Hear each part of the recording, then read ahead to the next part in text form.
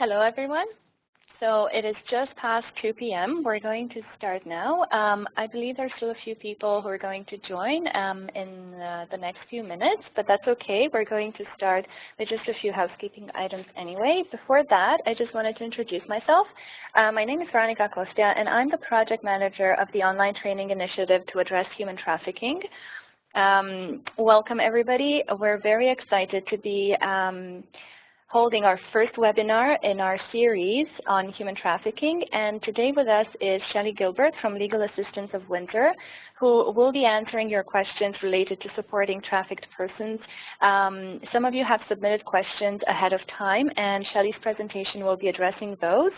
If there are any questions that come in throughout the session, we will try to answer those if possible at the end. So welcome, Shelley. Welcome, everyone. Before we really start, I just wanted to address a couple of housekeeping items and to reassure some of the people who have joined and have asked this question. Everybody, all attendees have been muted, so you will not be able to talk, and that's simply so that we can reduce the background noise. If you have questions at any time during the presentation, you'll see a Q&A button in the upper right-hand side corner of your screen. So just type in your question. We'll be collecting those, and at the end, to the extent that we have enough time, we will address as many as possible. You will also notice that you cannot see any of the other attendees. That's in order to protect everyone's privacy. So you will only be able to see MCS as the host and myself and Shelley as panelists, but all the other attendees have been hidden from the other participants. As I said, so anytime if you have a question, if it's a technical question, we have my colleague Evgenia, who you've probably been in touch with, who's going to try to help you out with any technical difficulties you may be having. Hopefully nobody has any of those. And all the questions we'll collect, wait until the end. Once Shelley's presentation is over, we're going to try to address as many as possible. And so now I thought it might be useful to just start with a little bit of context for this webinar. It is, as I said, the first live webinar in a series of 4, and they're all part of the online training initiative to address human trafficking. It's a project that is funded by the Province of Ontario, the Ministry of the Attorney General, and it's part of our larger project involving online training for service providers working with trafficked persons. So I have some details about the training, but before that, just for those of you who are not familiar with our organization, MCS Language Services, we are a nonprofit language services organization. We were founded in 1989, so for just over 25 years, we have been pursuing our vision to remove language barriers. And over the course of the years, we've evolved into a social enterprise model, providing interpretation, translation, and transcription in over 200 languages. But we are also committed to investing our net income into initiatives that support free services for victims of violence and the homeless, and training subsidy for aspiring interpreters and translators. Currently, our free services, interpretation and translation, are available for victims of domestic violence, sexual violence, human trafficking, elder abuse, and the homeless. And the online training initiative to address human trafficking, which is the project under which we're having this webinar today, is also one of our social impact initiatives. And we have been able to put together this training, as I mentioned, with funding support from the Ministry of the Attorney General, Ontario Victim Services. I believe that most of the people who have joined us today are familiar with our training, but just for those of you who may not have had an opportunity to actually access this training and see what it's about, very briefly, it's a free online training program which includes resources, tools, and tips to assist service providers working with survivors of human trafficking. It's available in both English and French, and it's made up of 9 comprehensive online modules. It takes about 1 hour to complete each module. Last year, we also added an additional full video resource with testimonies from survivors of human trafficking. And if you're interested, if you haven't taken the training yet, I do encourage you to access it and see which ones of these modules you're interested in. You can take any or all of the modules, and we do issue a certificate to everybody who has completed at least one of the modules. They are available online at www.helpingtraffickedpersons.org and the French version at www.aiderlesvictimesdelatraite de personnes.org. So this is the context. This is the first webinar in our series, and we are very thrilled to have Shelley with us. As I've mentioned, Shelley has worked at Legal Assistance of Windsor since 1993 and is currently the coordinator of social work services. She's responsible for social work services and community development initiatives within Legal Assistance of Windsor, facilitating and leading the delivery of interdisciplinary services at Legal Assistance of Windsor, and developing initiatives to fill identified needs, enhance community capacities, and promote social justice. Shelley is also the chair of the Windsor Essex Anti-Human Trafficking Action Group, We Fight, providing support and advocacy to survivors of domestic and international human trafficking of forced labor, debt bondage, forced marriage, and women trafficking into the sex industry. She has conducted training and workshops for both NGOs and law enforcement as to the identification and provision of service to survivors across the country. She has presented models of collaboration, policy gaps, and best practices approaches at national and provincial conferences. And last year, she was awarded the Inspirational Leader Award by the Ontario Association of Social Workers. So once again, Shelley, thank you so much for being with us today, and I'm going to pass the controls over to you.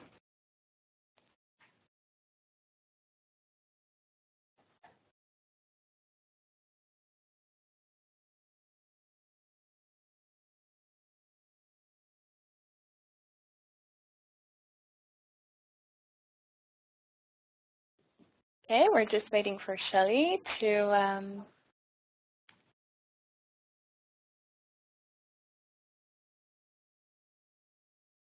Hello? Hi, Shelley. Welcome. Hi, can you hear me now? Absolutely, yes. Okay, good. Talking away. And there we go. Okay. Now we can hear you. Thank you again. Okay, good. Thanks again for allowing me to speak to you today about human trafficking, and also thanks to those of you who sent questions. As Veronica said, I based this presentation on those questions, which were excellent in the fact that they ranged from direct practice type questions all the way to systemic advocacy. So again, just a little bit about We Fight, to put this in some context. This project started as a community-led initiative actually in 2004, and Legal Assistance of Windsor has acted as the lead organization in service provision and coordination since about 2008. And in 2014, we were successful in obtaining Trillium Foundation funding to hire a project coordinator and enhance our current service provision. So we thank the Trillium. We provide legal and social work service and support.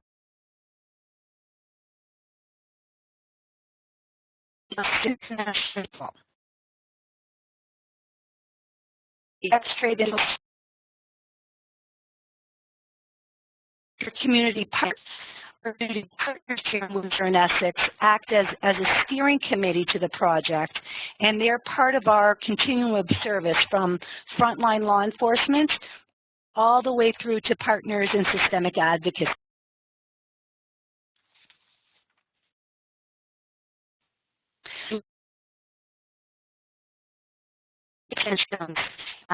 Help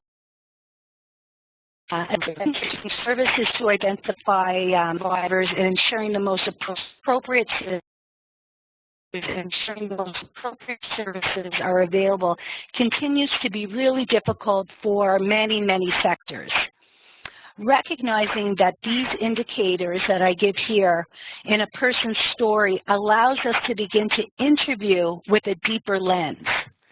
A mental check in one of these boxes should really trigger the need to, if possible, explore that circumstance further and about what their experience is happening to them.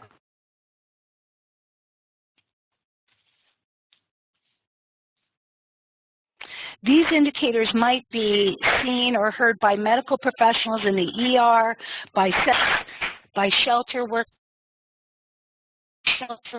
by crisis workers. They could be seen by cab drivers. They could be seen by other Canadian workers, perhaps working in a particular industry. And the reason that we haven't ordered these according to a particular type or categorize these in a particular type is because, for two reasons really. Many of these are sort of generic in nature and could fit a number of different types of human trafficking circumstances. But also it reminds us that many of the people that we've worked with have been forced to perform different types of work, and I use that in quotation marks. So many of the people that we've worked with have perhaps come as temporary foreign workers in a particular sector, but may have been also forced into the sex trade industry. Or they may have come in a particular way, or maybe they were trafficked into the sex trade industry initially, but at different times may be forced to perform different types of labor, including illegal activities such as stealing checks, committing fraud, or stealing copper, trafficking drugs across the country, bringing drugs into the country, and all of that type of labor, if you will, is due to coercion and exploitation of those individuals. So we started trying to have a sense in our own mind of what the potential indicators might be and really try and listen to the story and explore as the person goes on about their story of what this might mean for them and why this might be happening. Having said that, in developing protocols with service providers whose sort of core business is not the human trafficking world, we were asked to establish 3 questions that could be incorporated into their practice, more specifically into their intake processes. For some agencies, a yes to any of these could trigger an internal referral to perhaps a social worker who has some additional training in human trafficking, and then perhaps a referral with client's consent, of course, to us. When that resource isn't available, and certainly in some organizations, the settlement organizations, et cetera, they may not have those additional resources available to them. But if they are able to ask these 3 questions, and again with consent, they may be able to trigger a referral to us. From here, let me also say that in collaboration with the University of Windsor School of Social Work and also with the Canadian Council for Refugees, we're developing a more sort of in-depth, extremely in-depth, if you will, screening tool, an assessment tool to use with potential survivors of human trafficking as well. And that is now being piloted and being sort of tested, if you will, with our help with the Canadian Council of Refugees. And so that will be evolving as additional information comes through and as that's being tested. And it would allow us some more in-depth screening tool and assessment tool to be used with survivors at some point in the near future. Every community is really at a different stage in addressing human trafficking in their community. Determining the more way your community, and so I listened to the complaints.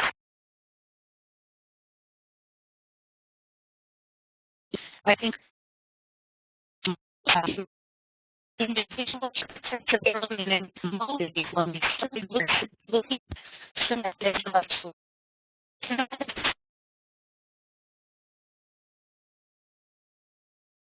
and then the participation where having solved this.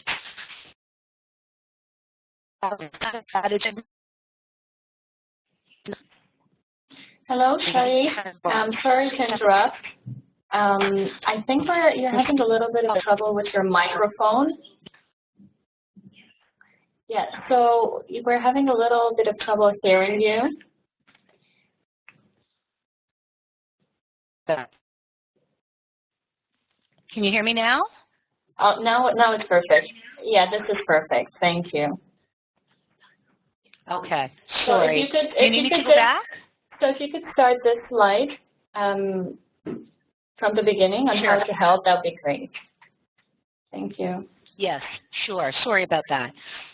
I was saying that, really determining how your community, and specifically we're going to talk more about individual roles shortly, but how your community wants to respond to this really depends on sort of the passion of the community, what that community makeup is like, depends on your resources, and then from there, the community begins to decide what makes the most sense for us to begin with.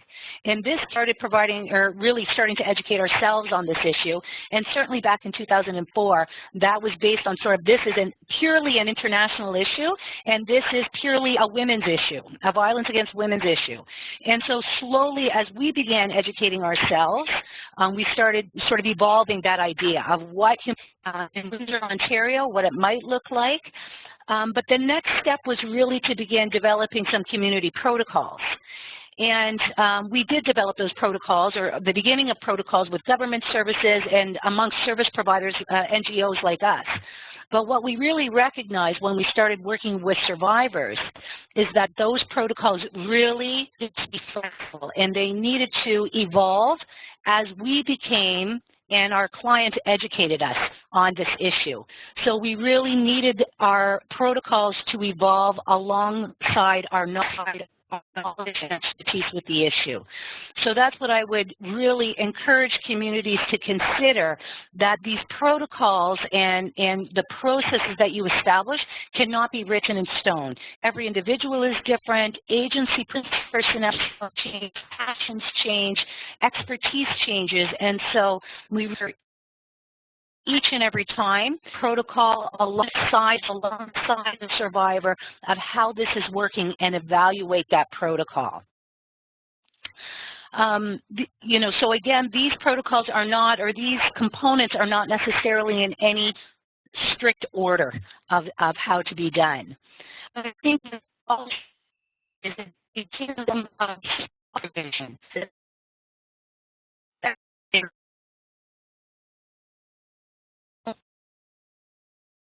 Similar as a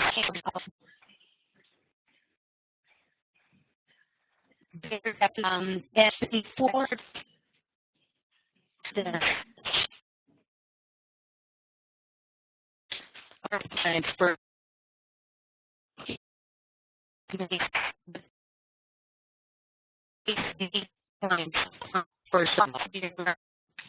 Shelley, I think we're having that.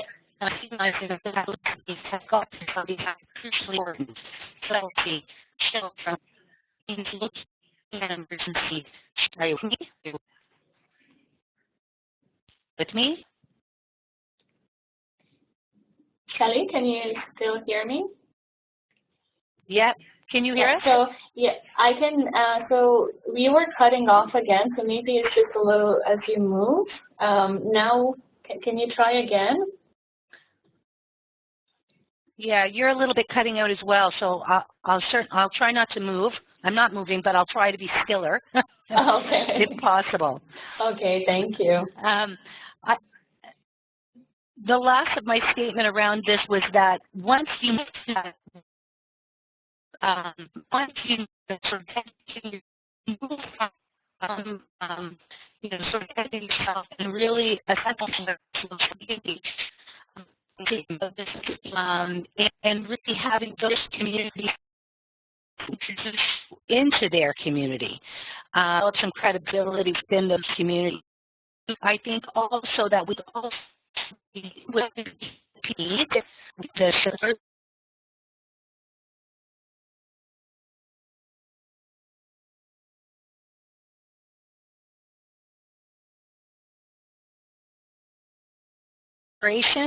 status is going to be somebody's basic need, as is food. and those, as you move the community forward, I think it's, and then of course, longer term psychosocial aids have to be available to place, because once outreaching forward, I think it's very crucially important, and then educating the community longer term psychosocial aids continue going forward to people. So you want to be one of them, the teaching, the community,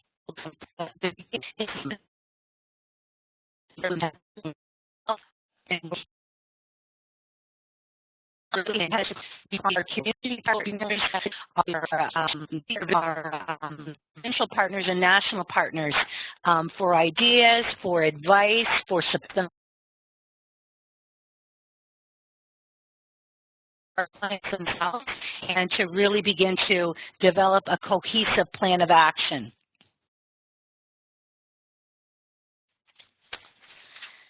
In looking at the particular roles, we had a question with regards to the role of children's services specifically. And we know that when working with trafficked women, the reality is we're going to be working with their children. Women might be trafficked by the father of their children, by their husbands. They may have escaped their situation, of course, and then have children. But either way, there are two obvious areas in which I think workers can play really important roles. And that involves advocating for and assisting to coordinate services on behalf of individuals and with individuals, as well as providing the ongoing emotional support to the survivor. So I'd like to give you an example of that. Recently, I received a call from a children's aid worker who was really concerned about a woman and her 2 young children who had fled from another jurisdiction to Windsor. The worker was really concerned. The woman was very hesitant to tell her story. A lot of the previous indicators that I showed were there, but she was very afraid to open up to the worker, of course. But she did describe being brought to Canada from another country by a man with and using false passports. The man then had them in an apartment, and then at some point, the woman was threatened, which caused her to flee to addiction.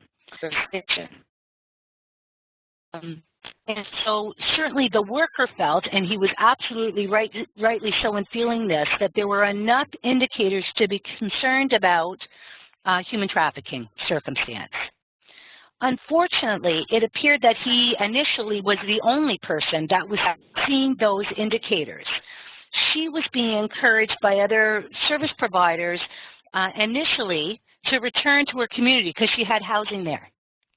She couldn't initially get any to stay in emergency housing here with her kids. And it was only through the advocacy of that children's aid worker and really raising this issue with his, organization to say, we cannot have this woman return. She should not be forced or intimidated to return to that community until we're able to provide the supports that she needs and make sure that she is safe. So really, that worker did an excellent job of first understanding and recognizing the indicators and then advocating appropriately with his own organization, which is not easy to do, I understand, and with the other community supports to bring them on board, and then certainly consulting with us around that as well. But I also want to say that, when we're talking about children's services, I don't want to move from this without recognizing that many of the young people that we have worked with have been crown wards of the Children's Aid Society and have been considered sort of, and again I use quotes here, chronic runaways. Really advocating for us to begin really considering what is happening to those young people who are considered the chronic runaways, and how are we responding to those young people? Who is it? From those kids, I don't know if there are very often. Are we really actively looking for those children as we would really our own kids in those circumstances? And what are we doing? What is the coordination with law enforcement? We care about you. We are going to know you. You're running. You're running. We are going to know you. And I think that's a really important message for us as a community and for people that are in that are in care.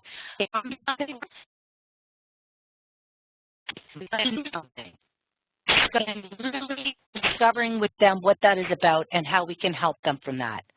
Recently, in consultation with the supervisor in the Children's Aid Society here, we really started looking at that and determining with the police what information would you need in order to raise this to a higher priority, if you will. What kind of information, what sort of, do you need pictures, do you need additional information besides just a missing person report out on somebody?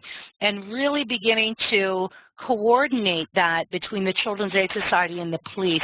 And so putting some real honest priority on those young people and on saying to them, we care about you and we want you to be safe.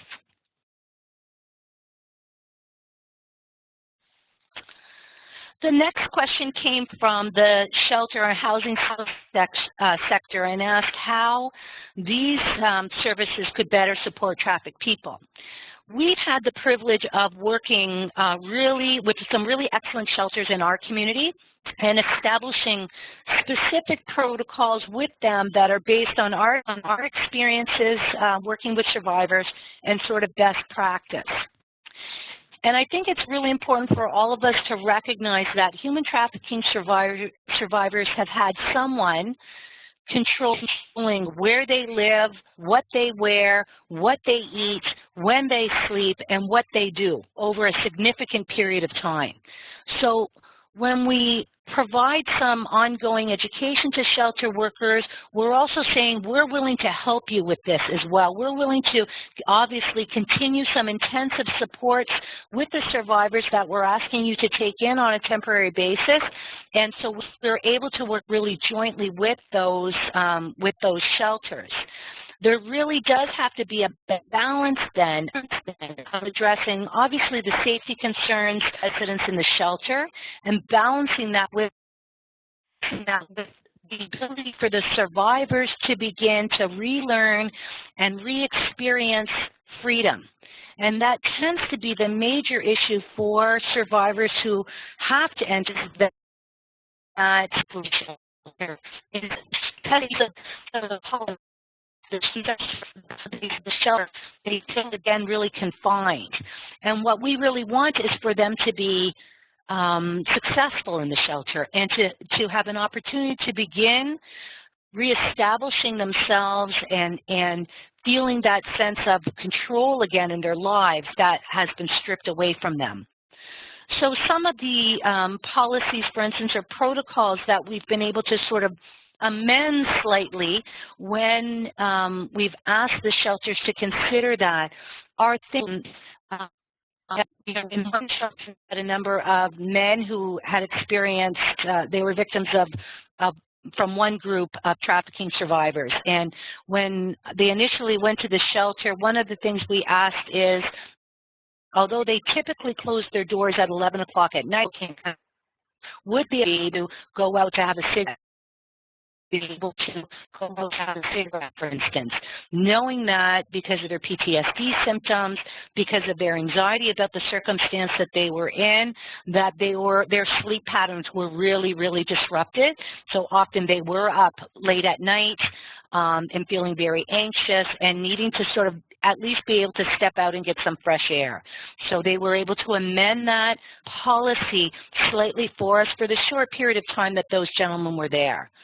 Another example of that is the shelter allowing sort of their full intake and risk assessment, et cetera, that they need to do with people coming in their door. Usually that's done very quickly, but allowing that to be done maybe in a couple days after a survivor attends their shelter to give the survivor sort of some time, to sleep and to eat, which is very often one of the most important healing strategies initially that somebody needs, but allowing them also to become sort of acclimatized to that environment, and then beginning their full intake and risk assessment process, and perhaps including us in that process as well, so that we can be there with the individual and provide that ongoing support. So it's really trying again to balance what are the particular needs of this individual and their circumstance, and how might some of those policies be amended to provide the support that they need.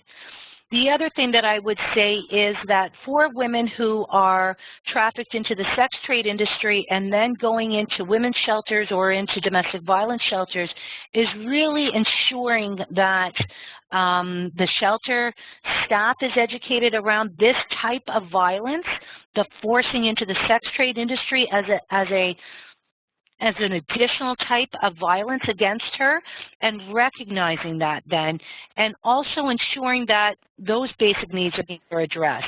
Very often women say to me immediately, I need to get clothes. I cannot wear the clothes that I was wearing before in public. They feel really sort of judged, of course, and they see themselves in that lifestyle that they were in before, and really need to change that. So immediately making those basic needs sort of changes will help, I think, her, and if the shelter can help, provide some of those basic needs, then I think that that's a really important thing.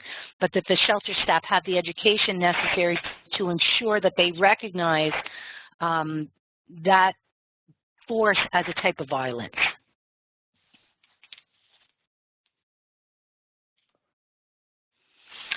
Although we are at times, of course, survivors who have not lived their entire lives in poverty, this continues. The issue of people living in extreme poverty continues to be the primary factor related to, it's the reason that people risk the opportunity to come to Canada. It's the reason that somebody might risk leaving a very rural, tiny town in Northern Ontario, for instance, to come to a big city for the hope of additional opportunities. The question that was brought to us, though, was more about addressing the demand factors associated with trafficking. As you can see, and demand factors that have to be addressed.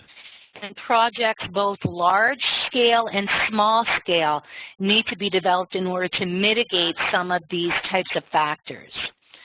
So again, I think it really depends on your communities, your passion, the resources that you have that helps you to consider which of these you might want to address. For instance, are you someone who works in the school system and you want to really develop a project with young males around attitudes and perceptions of women?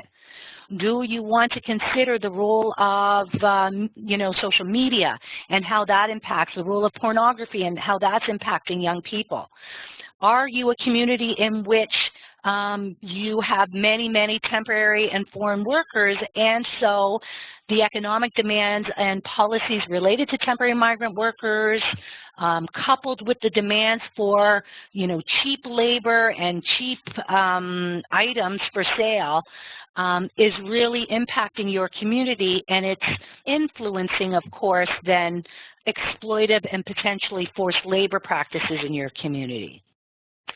So really, depending on what you are seeing and what sort of issues you want to address, then you would determine how do we want to look at this from a community perspective.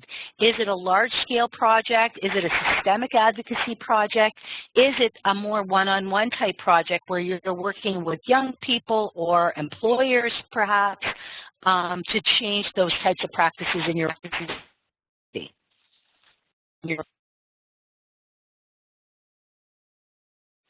And that leads us to a question, of course, with regards to systemic advocacy.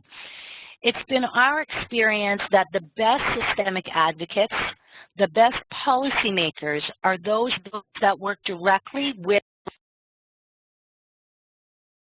taught us taught us where legislation to learn how to get through those. With them. Having said that, and field, it's important for us to have a specific and evidence-based strategy when we're establishing any sort of advocacy strategy, whether it's a systemic strategy or an individual advocacy strategy. Through working with the individuals, we begin to see which particular barriers, as I said, in process, in policy or legislation is happening. Then we can begin analyzing the relevant policy or legislation, allowing us to understand whether there's ways through this. Then we begin to meet with our community partners and determining whether this is a systemic issue, whether this is a crucial issue that other community members are also facing. And then beginning to recognize and partnering with other people across our community, our province, or our country, and considering those experiences. So talking together about what our experiences are on the East Coast and the West Coast allows us to begin gathering necessary data and establishing a strategy. That strategy helps us to provide, share our resources. It gives us, I think, a deeper analysis of what the issue is. And of course, it adds additional credibility to move our agendas forward. Community development, as you know, I'm sure many of you there, it's not for the faint of heart. It is a long-term endeavor.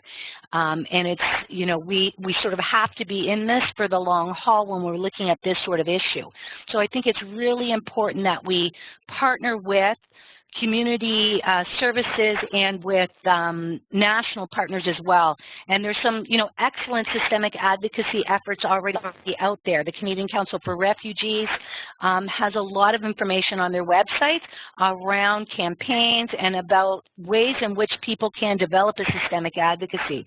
And there's other initiatives like Covenant House Petition that people can look at and determine if that makes sense for you and help them to move those agendas forward. So I really encourage us, when we're looking at systemic advocacy, to talk with and meet with local, provincial, and national partners and really recognize that there are some excellent strategies out there that we can lend our expertise to and our resources with. And that is it that I have to say. I don't know if there's some additional questions.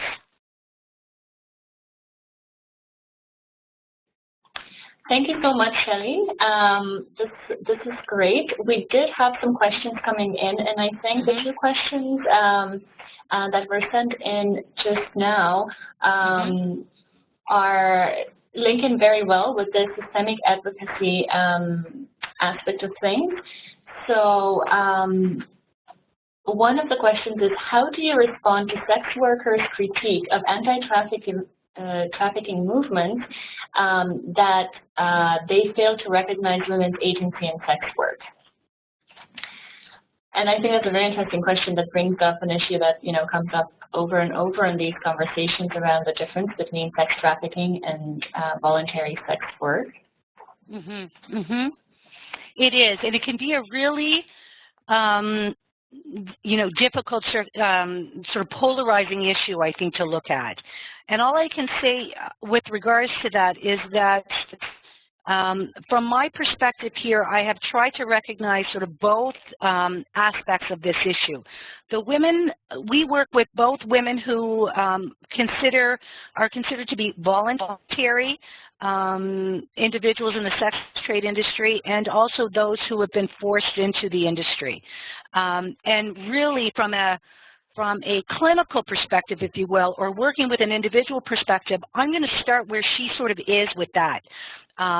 Recognizing perhaps some of the elements that perhaps at another time in her life dragged her or forced her into the industry or led her into that industry.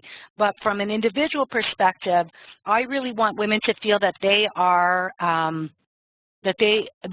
that they are here in a no judgment sort of zone, and that their perspective is going to be recognized and appreciated, and we will move from there with them. We have really try to not have a position with regards to, polarizing our own community here, and recognize that human trafficking is a really different dynamic than where a lot of women feel that they are in that industry. And so just really have gone along that track in trying to address that issue here. I'm looking at the next question with regards to that. I hope that answers your question. I think that I'm now responding to the question of how do we see the work of human trafficking advocates being used as an excuse for anti-immigration policies and raids. Yes, I think that is one of the really unfortunate circumstances of what has been sort of being used at different times.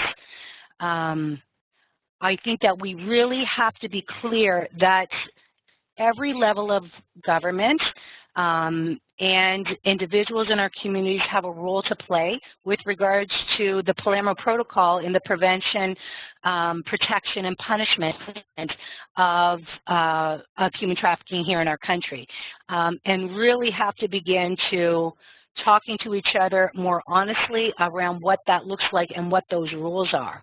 At times recognizing that we're not going to like everybody's rule necessarily, but really coming with a clear idea of what our role can be on behalf of individuals and internationally in addressing this issue. I think that this issue is a really evolving issue. I think that government and law enforcement, the criminal justice system, immigration, and service providers are slowly beginning to develop a deeper understanding of this issue, and I have high hopes that we're sort of going to come together on this at some point.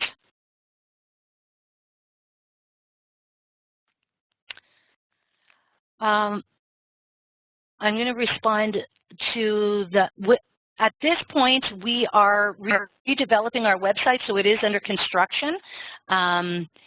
We don't have a site at this point, but we're going to be launching something very soon because we've been revamping and redoing all of our information on our site.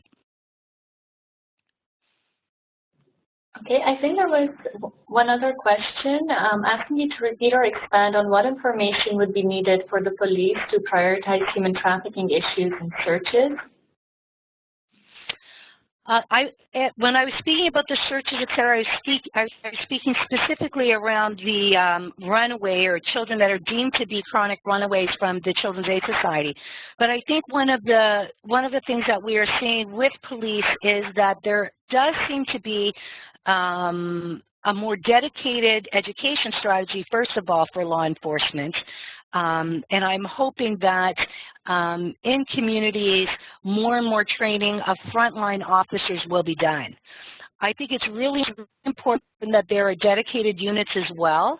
And we have a really good relationship here with the Windsor Police and with the OPP in our jurisdiction as well, where we can consult with, or they can consult with us around circumstances that they're seeing. And I think that really this issue is a perfect example of how police and NGOs can begin working together and can support someone through the process from what are the red flags that officers should be looking at, how do they interview somebody so that it's sort of a non-judgmental and really approachable way. What do their longer-term sort of strategies look like when they are working with women who are apparently in the sex trade industry voluntarily? And then how do those referrals look, and how do those connections look like with the NGOs who are supporting survivors for the long haul? So I think that really there has to be some discussions with the law enforcement in your jurisdiction around what is it that you are doing, how can we support your initiatives in this community, and how can we work together so that once somebody is perhaps rescued by police, that they are supported sufficiently to be able to heal from their experiences, of course, testify in court if that's part of the, what's happening with them in the criminal court system, and really feel that they have been able to move forward and reach the potential that they deserve to reach.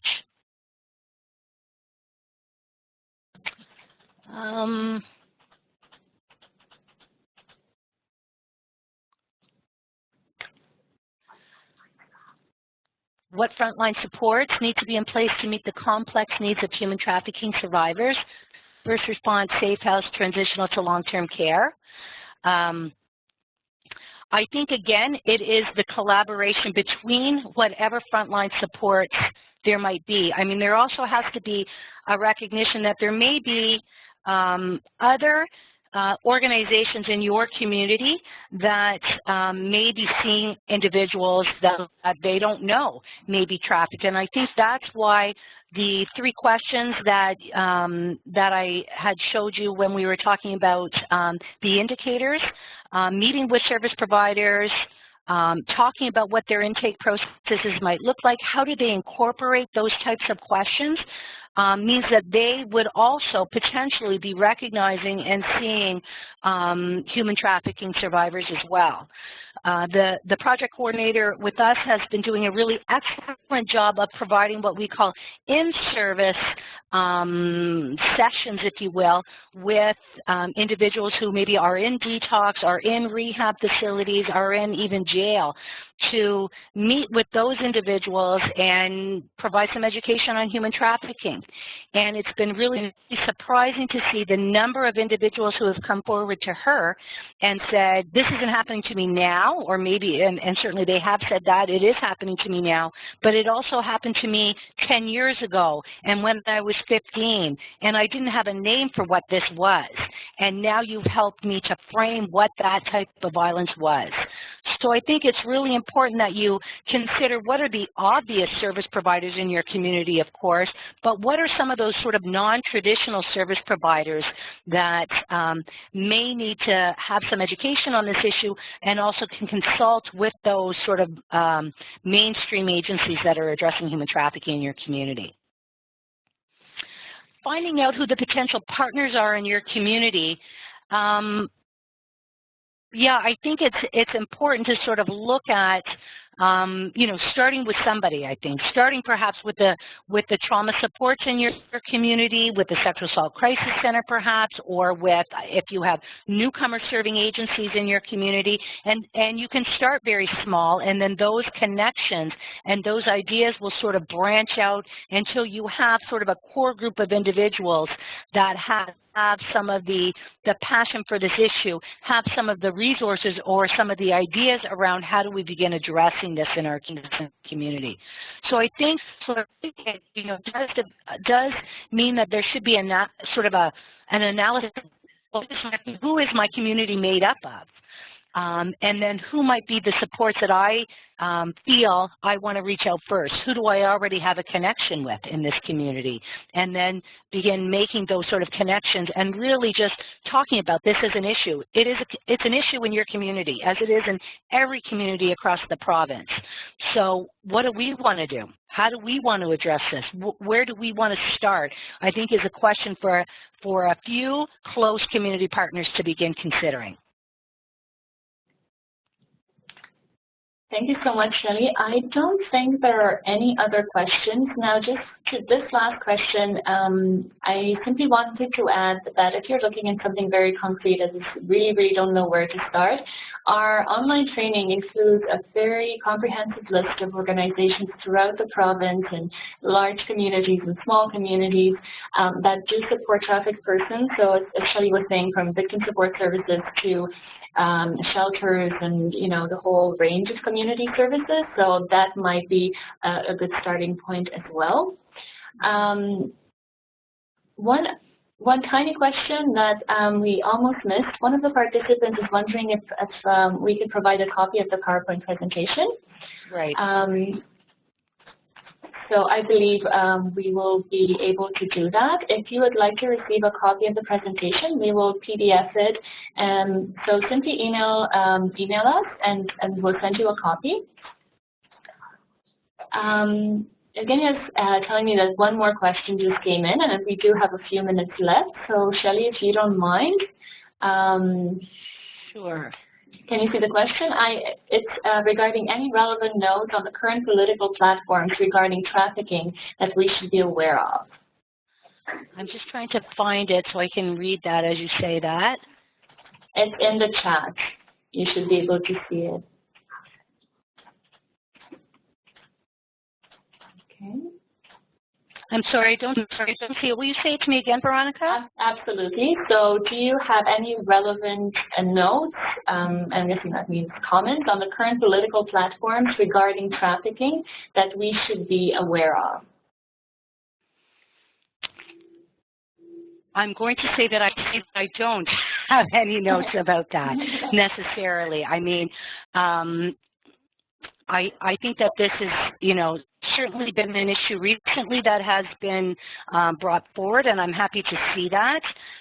I encourage, each of the parties to really begin to understand and continue to evolve in their understanding of what both international human trafficking and domestic trafficking looks like in this country. I'm sure that all parties are prepared to do that and are poised to do that. These are